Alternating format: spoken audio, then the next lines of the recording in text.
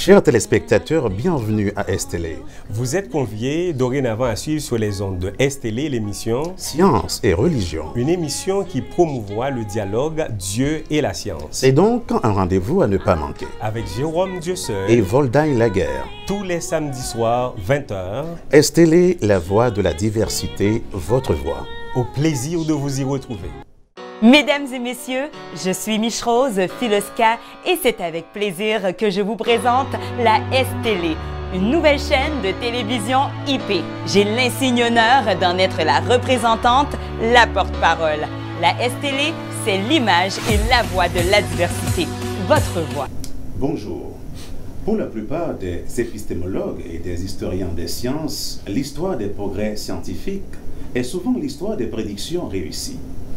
Et si prédire n'est probablement pas le seul objectif de l'activité scientifique, aujourd'hui, c'est un objectif qui fait consensus.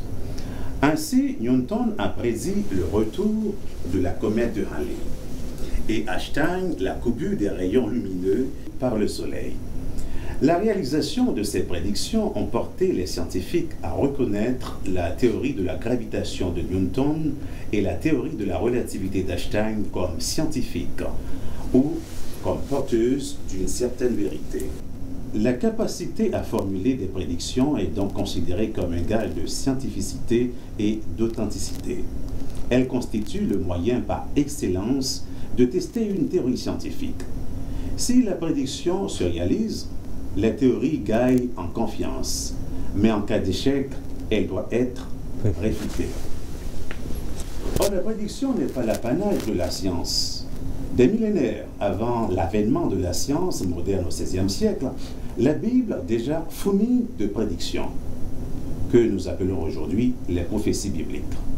Ces prophéties bibliques constituent-elles une preuve scientifique de l'existence de Dieu et de son implication dans l'histoire humaine? Cette question fait l'objet de la 5e édition de l'émission Dieu et la science. Pour y répondre, nous avons eu le privilège de rencontrer un spécialiste en prophétie biblique, le théologien Michel Desbelles.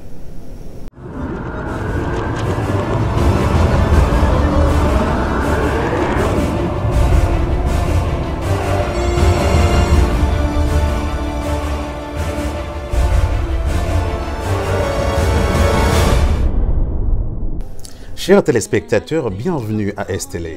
Vous êtes conviés dorénavant à suivre sur les ondes de STL l'émission Science et religion. Une émission qui promouvoit le dialogue Dieu et la science. C'est donc un rendez-vous à ne pas manquer. Avec Jérôme Dieuseul et Voldaï Laguerre. Tous les samedis soirs, 20h. STL, la voix de la diversité, votre voix. Au plaisir de vous y retrouver. Mesdames et messieurs, je suis Miche-Rose Filoska et c'est avec plaisir que je vous présente la STL, une nouvelle chaîne de télévision IP. J'ai l'insigne honneur d'en être la représentante, la porte-parole. La STL, c'est l'image et la voix de la diversité, votre voix. Mesdames, Messieurs, bonsoir. Encore une fois, bienvenue sur l'antenne de STL. Donc, comme vous le savez, par ailleurs, c'est toujours Jérôme Dieuseul et mon collègue, mon confrère Voldaï Laguerre. Nous sommes à l'émission Dieu et la science, une émission socio-éducative qui promouvoit le dialogue entre Dieu et la science. En d'autres termes, aujourd'hui, nous avons le privilège, comme l'a dit le co-animateur, de recevoir un spécialiste au niveau de théologie que nous avons rencontré il n'y a pas trop longtemps de cela. Alors, il est bel et bien avec nous en chair et en os. Il s'agit de Michel Desbelles. Il est théologien, il a aussi une maîtrise au niveau de développement d'église. Il a fait des études en économie, en gestion des affaires. Donc, il est avec nous aujourd'hui. Il aura la possibilité de se présenter lui-même et vous aurez un peu plus d'informations. Et déjà, mesdames et messieurs, je vous souhaite la bienvenue dans cette émission aujourd'hui. Alors, bonsoir, Pasteur Desbelles. Ça va bien? Oui, ça va bien, Jérôme. Comment allez-vous? Bon, on va très très bien, donc on est très content de vous accueillir aujourd'hui. Le jour J est arrivé, alors c'est pour cela que Et disons, on est vraiment très content de vous voir parce que j'ai eu la chance de vous côtoyer au cours de ces dernières semaines lors de la présentation de la grande conférence que vous présentez à Montréal. Il s'agit de Ultime Superpuissance. Alors, juste avant d'entrer dans le débat, alors, est-ce que vous pourriez faire une petite présentation afin que les amis téléspectateurs puissent avoir une idée beaucoup plus large de vous aujourd'hui? Bon, en fait, bien entendu, en fait, je m'en voudrais de ne pas dire, de ne pas saluer, en fait, nos chers amis qui nous écoutent. Et en fait, nous sommes contents, en fait, d'être ici, en fait, pour pouvoir partager et réfléchir à travers, en fait, sur ce thème, Dieu et la science. Bon, en fait, moi, je suis, bon, comme on l'a dit, les deux animateurs l'ont déjà dit, mon nom c'est Debel Michel. En fait, je suis théologien, comme elle a dit, je suis pasteur et en fait, j'ai d'autres diplômes aussi. J'ai normalement une maîtrise en développement d'église que j'ai fait à Alabama, c'est aux États-Unis, à Oakwood Adventist University. En fait, j'ai aussi un MBA, j'ai aussi en fait un diplôme en économie, en sciences économiques. Et en fait, j'ai aussi en fait une connaissance en droit. Donc, je suis marié, en fait, j'ai 3 enfants. Et je viens d'avoir un nouveau bébé. Félicitations. Merci beaucoup. Donc c'est tout ce que je peux dire comme introduction, en fait, une introduction brève. Excellent. Donc, le thème aujourd'hui, effectivement, c'est les prophéties bibliques. Les prophéties bibliques en constituent-elles une preuve scientifique de l'existence de Dieu? Donc, avant d'entrer d'emblée dans le sujet, nous voudrions comprendre votre définition de certains concepts. Vous êtes théologien et comment vous, personnellement, vous définissez les concepts Dieu et science? Dieu et la science, quelle est votre définition de Dieu et quelle est votre définition de la science aujourd'hui? Bon, bien entendu, il faut comprendre que la science, c'est un ensemble de connaissances, c'est comme ça on l'a défini, un ensemble de connaissances, et la science se base sur des faits, sur de l'observation, et la science aussi se base sur des hypothèses. Et des fois, on va découvrir que les résultats ne concordent pas toujours, parce que les résultats, par exemple, lorsque la science se met à faire une certaine recherche, par exemple, si la science se dit qu'ils vont faire une étude longitudinale sur tel ou tel phénomène, donc après un certain nombre de temps, ils posent des hypothèses, et des fois, ça peut être infirmé ou affirmé. Comprenez? Donc, la science, en fait, se base sur ce qu'elle voit. La science se base, en fait, sur de l'observation, comme je viens de le dire tout à l'heure. Donc, tandis que, lorsqu'on parle de Dieu, la Bible présente Dieu comme un postulat. Un postulat, c'est-à-dire, on ne peut pas démontrer Dieu. Dieu ne se démontre pas. Et c'est là le problème de la science. Souvent, en fait, la science, pour nous autres, les théologiens, on croit que la science est venue, comme saint Thomas d'Aquin va le dire, la science est venue normalement compléter la théologie, ou tout au moins compléter la religion. Donc, la science est un complément. Et la science, ou peut-être la raison et la foi ne se contredisent pas. Mais on va remarquer que très souvent, beaucoup de scientifiques même, le fait qu'ils ne sont pas capables de démontrer Dieu, car Dieu échappe en fait aux théories humaines. Dieu ne se démontre pas. Donc le fait qu'on n'est pas capable en fait de saisir Dieu, parce que la Bible, non seulement quand je dis que la Bible présente Dieu comme un postulat qui ne se démontre pas, et la Bible présente Dieu comme un être transcendantal. Donc ça veut dire que ça échappe à toute forme, en fait, d'analyse humaine. Comprenez? Et il y a un texte, comme moi, je suis théologien, je suis pasteur aussi, et je n'ai pas le choix de parler de la Bible. En fait, la Bible va nous dire dans Jean 13, verset 19, dès à présent, je vous dis, et je vous le dis, afin que lorsque la chose arrive, vous y croyez à ce que je suis. Donc, Dieu, lui, et on comprend que Dieu, lui, c'est comme ça la Bible présente Dieu comme quelqu'un, lorsqu'il annonce quelque chose, cette chose va effectivement arriver. Et nous allons voir, bon, je vais pas devancer ou anticiper, nous allons voir, j'imagine en fait, pendant notre temps que nous avons ici, comment Dieu a fait beaucoup de prophéties se sont réalisées à travers le temps. Pour vous, est-ce que Dieu, il est le créateur de l'univers, c'est ça? Il est en dehors de l'univers. Est-ce que vous considérez Dieu comme un scientifique ou comme quoi? Ben, en fait, Dieu... Et comme tu un ingénieur, si vous voulez. Oui, ben, comme tu me l'as demandé, en fait, la Bible va nous dire que Dieu, il est le commencement et la fin. Il est l'alpha et l'oméga, le premier et le dernier. En d'autres termes, Dieu est en dehors de l'histoire, comme tu viens de le dire. Il est en dehors de l'histoire. Il nous a créés. Par exemple, si tu vois, je sais qu'actuellement, il y a d'autres théories qui disent que nous ne venons pas en fait de la création, qui rejettent le créationnisme. Nous autres, c'est que la Bible dit que, la Bible explique le commencement du monde, dit que au commencement Dieu créa. Et pour créer au commencement, c'est que la Bible nous dit en même temps, ce Dieu il est en dehors de l'histoire. Et il est entré dans l'histoire, c'est comme ça la Bible le présente, il est entré dans l'histoire pour accompagner l'être humain. Et nous l'avons vu à travers l'Ancien Testament, comment il accompagnait le peuple d'Israël, et il continue d'accompagner son peuple à travers le temps. Et en même temps,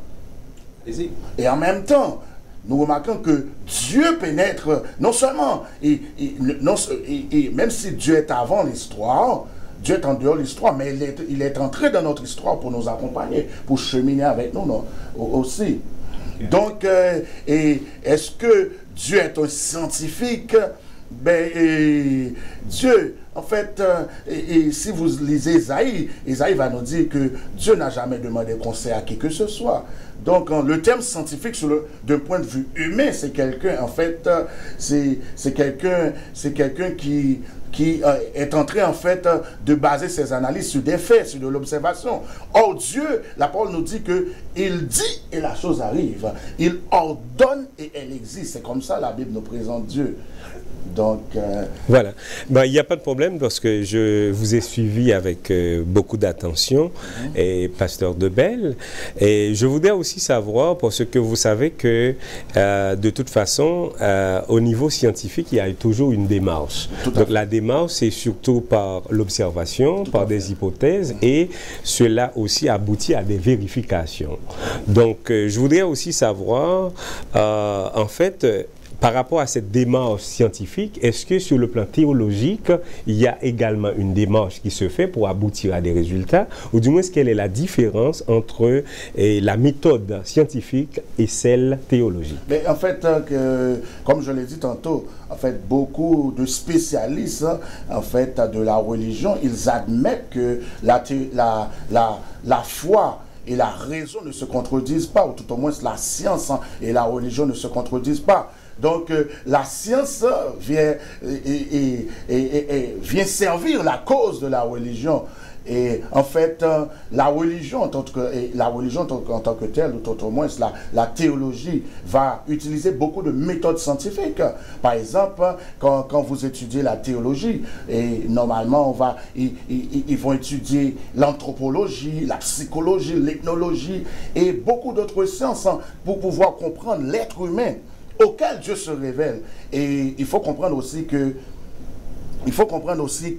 la théologie étudie en fait une révélation divine, ou au moins étudie la révélation divine. Donc ce n'est pas un simple discours sur Dieu comme beaucoup souvent le pensent, le disent. Ils disent que Logos et théos, logos, c'est pas un simple discours sur Dieu, mais c'est l'étude systématique d'une révélation d'un Dieu qui se révèle. Et il se révèle à travers quoi? Il se révèle à travers sa parole, à travers la Bible. Mais Dieu ne se révèle pas seulement à travers la Bible, à travers sa parole, mais il se révèle aussi à travers la nature. Donc, comprenez, donc, si vous me permettez, donc, les scientifiques aujourd'hui, en fait, selon l'analyse en agronomie ou peut-être des études beaucoup plus poussées en astronomie, ils vont découvrir ils vont découvrir qu'il y a des milliards en fait de galaxies. Et chacune de ces galaxies-là est composée en fait de milliards, de trilliards en fait de systèmes solaires. Ce qu'on pourrait peut-être appeler des étoiles aussi. Et prenons seulement une seule étoile, et non prenons seulement peut-être notre galaxie, en fait, qu'on appelle la Voie lactée.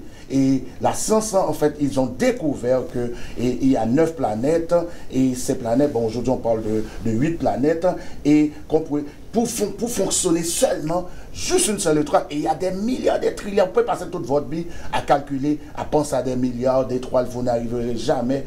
Et ils ont découvert que ça prend des milliers de tonnes de combustible pour que notre étoile, le soleil, puisse fonctionner à la seconde. Donc tout ça vient démontrer en fait qu'il y a un génie en arrière de ça, qu'il y a un être supérieur en arrière de ça. En fait, ce n'est pas une question de Big Bang, ou peut-être qu'on vient de micro-organismes qui se sont évolués, qui a donné des singes, etc. Donc, ça démontre qu'il y a un être suprême.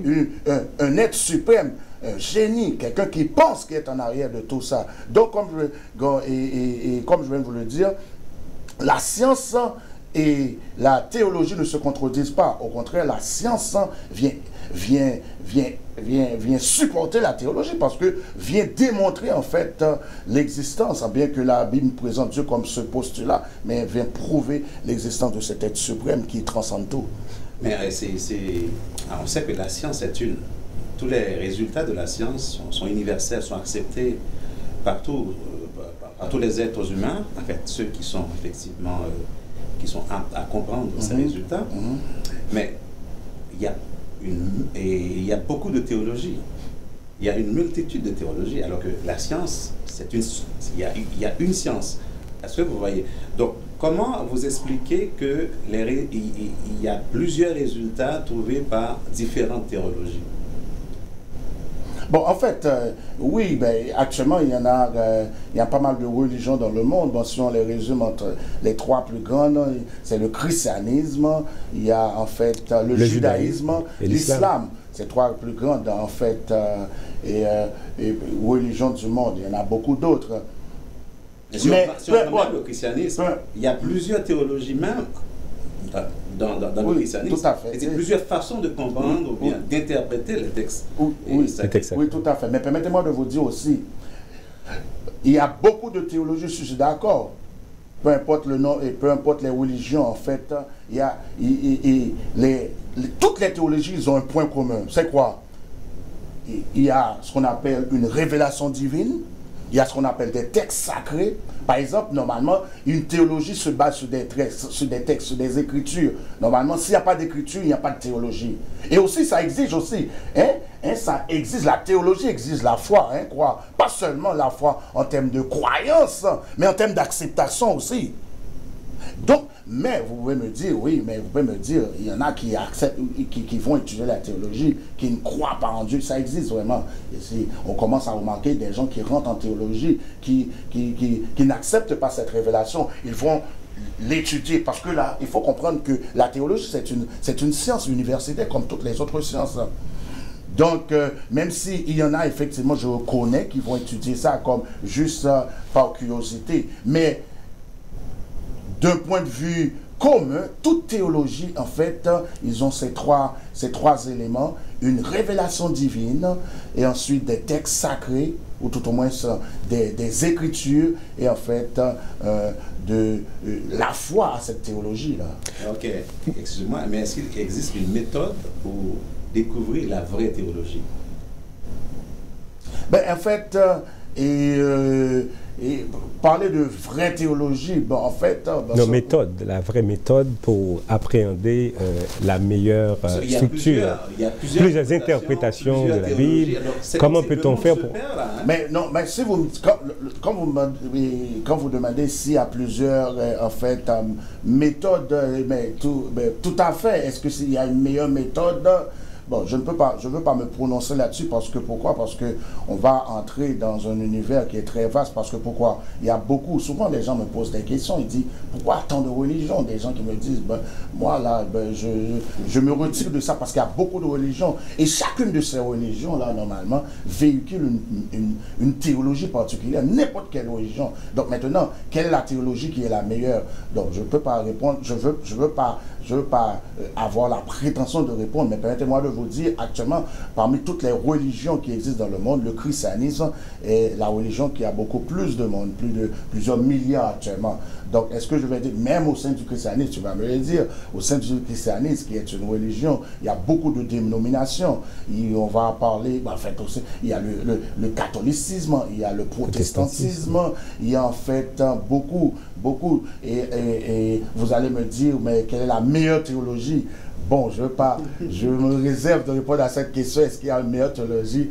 Donc, je pense que si je rentre là-dedans, on va entrer dans un débat et tout le monde va dire que moi, en fait, parce que moi, permettez-moi de vous dire que en tant que théologien, mais en fait, en même temps, je suis pasteur, donc je crois dans une vérité, permettez-moi de vous le dire, que la vérité, c'est Jésus. Et autour de Jésus, toutes les autres choses tournent, les doctrines, les théologies, tout. Ok. Donc, effectivement, tout à l'heure, vous avez un petit peu parlé de planètes, d'exoplanètes, de galaxies, etc. Donc, récemment, il y a des recherches scientifiques qui ont été faites au niveau de la planète voisine, à savoir la planète Mars. C'est la planète la plus proche, donc, au niveau de notre système. Donc, on a découvert actuellement qu'il y a de l'eau. Okay? Il y a de l'eau, on avait trouvé de l'eau, c'est comme il y avait une profondeur d'1 mètre là-bas. Donc, on savait que la vie existait seulement sur Terre, mais il y a, selon les scientifiques, il y a possibilité actuellement qu'il y ait la vie sur Mars. Est-ce que vous, dans votre imaginaire, vous pensez que c'est quelque chose qui pourrait être possible d'aller vivre un jour sur Mars ou bien sur une autre planète, ou bien en fonction de vos études, ça devrait être nécessairement sur la planète Terre? Ben, en fait, normalement, comme je le dis, quand on prend notre système solaire, il y en a en fait 9 planètes. Mais notre planète s'appelle la planète Terre. Et moi-même, dans mes études théologiques, depuis que je suis né aussi dans en fait, chrétien. Mon père aussi était théologien, était pasteur. Donc, tout ce que, depuis que j'ai appris, depuis que je suis né, en fait, on a appris comment Dieu a créé le monde, comment il a créé la terre, comment il a créé l'univers. Et en fait, la Bible nous dit comment, en fait, Dieu va mettre fin à la terre. C'est la terre. Bon, est-ce que effectivement Dieu a prévu que nous allions vivre sur Mars? Parce que moi-même, comme je vous le dis, en tant que théologien, pasteur, je suis obligé de répondre en fonction de la Bible. Donc, je sais qu'il y a toutes sortes de théories à l'extérieur. Il y a beaucoup de recherches scientifiques qui se font pour voir quelle est la possibilité d'aller vivre sur Mars, vraiment, comme tu as dit, ou peut-être d'autres planètes. Ils sont en train de faire d'autres recherches. Mais permettez-moi de vous dire que la Bible prévoit en fait la fin de la planète Terre.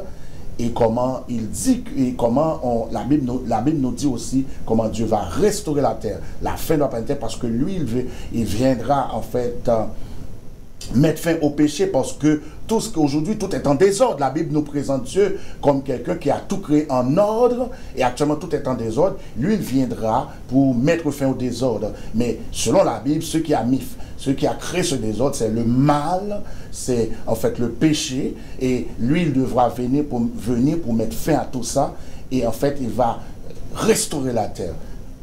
Ok, merci. On va essayer d'entrer au fur et à mesure dans le vif du sujet. Et alors, le sujet, c'est d'aujourd'hui, est-ce que les prophéties bibliques constituent une preuve scientifique de l'existence de Dieu? Et vous êtes théologien, quelle est donc votre définition de la prophétie biblique?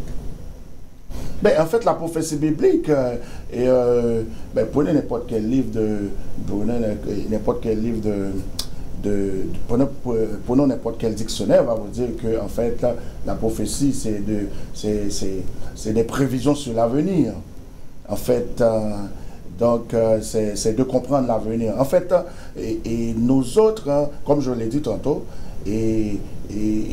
Hébreux, Jean 13, 19 dit que dès à présent, c'est Dieu qui parle même. Il dit que dès à présent, je vous le dis, afin que lorsque la chose arrive, vous y croyez à ce que je suis. C'est que Dieu, il donne, on a vu à travers l'Ancien Testament, Dieu a toujours fait des prophéties. Il y a ce qu'on appelle la prophétie, on peut le diviser en deux phases. Il y a ce qu'on appelle la révélation prophétique, et il y a ce qu'on appelle la réalisation prophétique. C'est-à-dire que Dieu, lui, il a toujours averti le peuple d'Israël. Et permettez-moi de faire une petite clarification. Quand on parle de prophétie, il faut bien comprendre ça. Que c'est pas que Dieu est venu entrer dans les petits détails, comme c'est pour dire, bon, c'est qui on doit voter, qu'est-ce que vous devez manger aujourd'hui. C'est pas dans ce sens. C'est que Dieu, dans un angle global, est venu et rentre dans notre histoire pour fléchir l'histoire. Permettez-moi de donner un petit exemple. Par exemple, prenons un enfant. Notre enfant à la maison, nous sommes là pour prendre soin de l'enfant. L'enfant est à la maison, nous donnons un logement pour vivre. Nous donnons de la nourriture pour manger. Mais quand l'enfant est à la maison, on n'est pas en arrière de cet enfant pour lui dire actuellement, tu dois jouer avec ton camion. Actuellement, tu dois regarder la télé. Actuellement, tu dois aller peut-être dans la cour. Actuellement, tu dois utiliser ce jouet. Donc l'enfant qui est dans la maison, l'enfant court, vacille, etc. L'enfant joue. Nous autres, on n'est pas toujours en arrière. Mais on est là quand même pour canaliser, en fait, pour protéger peut-être et accompagner cet enfant. Et bien, c'est ce que Dieu fait. Et c'est ce que Dieu fait. Dieu rentre dans notre histoire, c'est ça la prophétie. Il prévoit, il dit voici ce qui va arriver dans un plan global, ou peut-être on peut dire macro, bon, je ne peux pas dire macroéconomie, mais dans un angle global, il dit voici ce qu'on va y avoir, effectivement. Et lorsqu'il dit, et les choses arrivent vraiment, comme, je ne sais pas si vous voulez quelques exemples. On va. Ouais. Ah, ok, c'est ça. Donc, c'est ça. Effectivement, lors de votre argumentation, d'après vous, est-ce que vous pensez qu'il y a une différence entre les prophéties et les prédictions? Ok, ça c'est la première question. Et puis, il y a d'autres personnes qui ont fait certaines prédictions dans le temps. Il y a certaines qui ont été réalisées et même réalisables, mais si on veut parler de Nostradamus, par exemple, qui avait fait certaines prédictions, à ce que je sache, il y a certaines qui ont été réalisées. Probablement, pour certaines personnes, il y a certaines prédictions qui n'ont pas encore vu le jour. Donc, qu'est-ce que vous pensez par rapport à cela? Ben, en fait, prédiction, prophétie, en fait, la prophétie, c'est fait. Ouais, c'est ça, c'est fait des prédictions. Moi, je parlerais beaucoup de préférence de peut-être une différence entre peut-être prédiction, peut-être entre prophétie et prévision. Parce que prédiction, c'est l'action de prédire.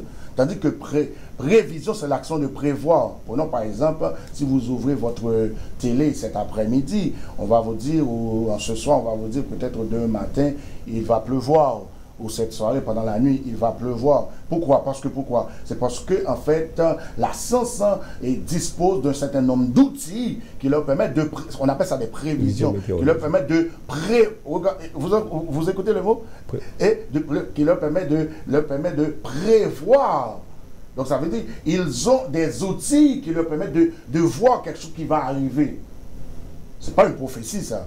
Donc, c'est la même chose en économie. En économie, on utilise beaucoup ça. Donc, selon un certain nombre de phénomènes, ce qui a déjà été réalisé dans le passé, ils vont faire des prédictions. Oui, des prévisions. Peut-être des prévisions, pas prédictions, des prévisions globales sur l'économie. Vous dire que voici comment l'économie s'est comportée dans le passé. Et il y a de fortes chances que ça se comporte. Et c'est le même principe quand on parle de la bourse, etc. Donc, vous avez parlé de Nostradamus, ces gens-là. Mais c'est des gens, en fait, qui... Moi, je dirais beaucoup plus. Est-ce que c'est des prophéties ou des prévisions? C'est des gens qui utilisent, en fait... C'est comme quelqu'un, comme je vous l'ai dit, là, que quelqu'un qui prévoit, qui utilise des outils, qui prévoit que peut-être qu'il va pleuvoir. Et on nous dit, souvent, même la science nous dit que des probabilités. Comprenez? Donc Nostradamus, que souvent il va dire, bon, j'ai vu, cette année, peut-être il va avoir des problèmes aux États-Unis, en Italie, etc. Et il va avoir un crash économique. Beaucoup de ces choses-là ne sont pas arrivées. Qu'est-ce que c'est quoi? Ce sont des gens, en fait, qui se basent comme tous les économistes. Les économistes utilisent ça, parce que moi je suis économiste aussi, on utilise ça, on se base sur le passé, les économistes font ça, ils se basent sur le passé, sur comment l'économie s'est comportée, et pour pouvoir faire des prévisions sur l'avenir, donner des conseils.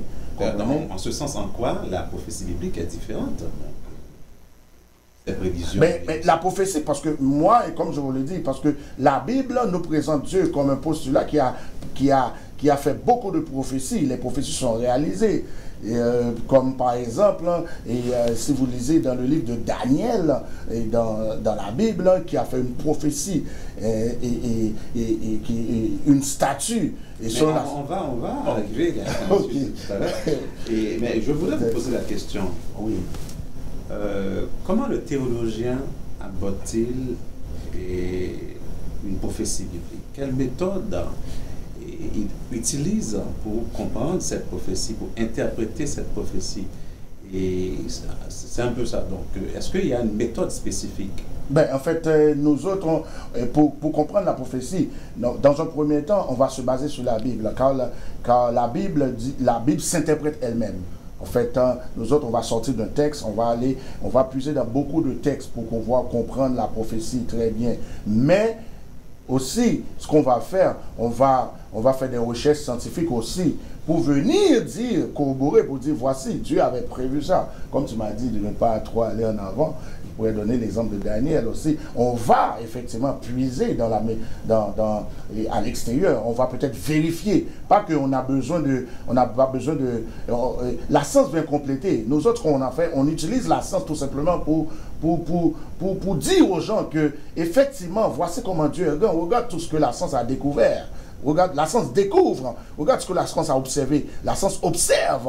Vous comprenez? Donc c'est ça. Donc nous autres, on se base vraiment sur la Bible pour pouvoir, en fait, on sort d'un texte, on va, et puis nous faisons confiance à la Bible parce que la Bible présente Dieu comme un postulat, et en fait, Dieu se révèle à travers la Bible. C'est une révélation, tout comme n'importe quelle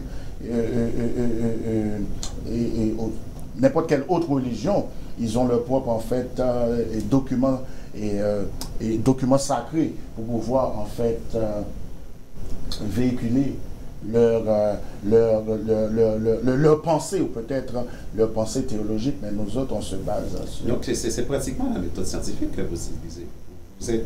Vous observez, vous étudiez la Bible, puis vous émettez des hypothèses, non, on n'émet pas d'interprétation. On n'émet pas d'hypothèses. Non, les interprétations des textes, ce sont des hypothèses.